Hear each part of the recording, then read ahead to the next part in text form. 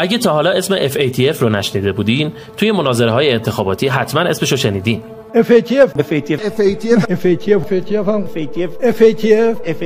بله.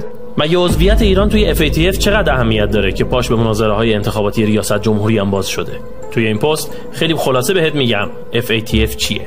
FATF سازمان جهانی برای مبارزه با پولشویی و تأمین مالی تروریسمه. کشورهای عضو FATF برای اینکه توی لیست سفید سرمایه‌گذاری و تبادلات بانکی قرار بگیرن، باید همه تعاملات اقتصادی و مالی خودشون رو برای FATF شفاف کنن. عضویت ایران در FATF یه جور خودکشی اقتصادیه. بدونید چرا؟ چون پیوستن به FATF به معنی لو رفتن راه‌های دور زدن تحریمه. با اطلاعات حساس و محرمانه‌ای که به FATF میدیم، به آمریکایی‌ها کمک می‌کنیم تا خیلی راحت‌تر ما رو تحریم کنن. تحریم‌های هوشمند و دقیقی که هیچ راه فراری برامون باقی نمیگذاره. We have gone at Iran repeatedly with more than 600 sanctions applied against different persons. Then why are they selling 2 million barrels a day as compared to 300,000? They are working hard to do what they can to get around the sanctions. بذارین یه مثالی براتون بزنم. نفت ایران تحریمه. اما توی همین وضعیت تحریمی به گفته خود آمریکایی‌ها داریم 2 میلیون بشکه نفت در روز میفروشیم. چجوری؟ از راه‌های محرمانه‌ای که آمریکایی‌ها ازش اطلاع ندارن. FATF همین راه‌های محرمانه رو لو میده و دیگه نمیتونیم حتی یه قطره نفت هم بفروشیم.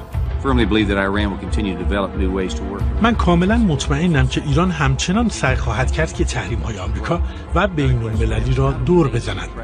ما چگونه باید فشارها بر حکومت و نهادهای مالی ایران را حفظ کنیم و اطمینان حاصل کنیم که آنها نتوانند شکاف‌هایی را برای دور زدن این تحریم‌ها ایجاد کنند. ما باید مصرانه از اونها بخوایم چنین سیستم قانونی رو برای مقابله با پولشویی برقرار کنند تا در این صورت تدابیری برای بخش‌های مالی این کشور وضع بشه.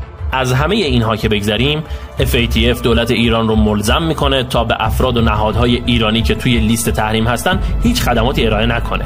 میدونی معنیش چیه؟ از FATF در واقع بانک‌های داخلی خودمون هم مشکل پیدا میکنن برای خدمات دادن به اون افرادی که توی لیست تحریم هستن. یعنی ممکنه گریبان اونها رو هم بگیره؟ بله. یعنی خودمون با دست خودمون رو تحریم میکنیم. با پیوستن به FATF هم چوب رو میخوریم، هم پیاز رو.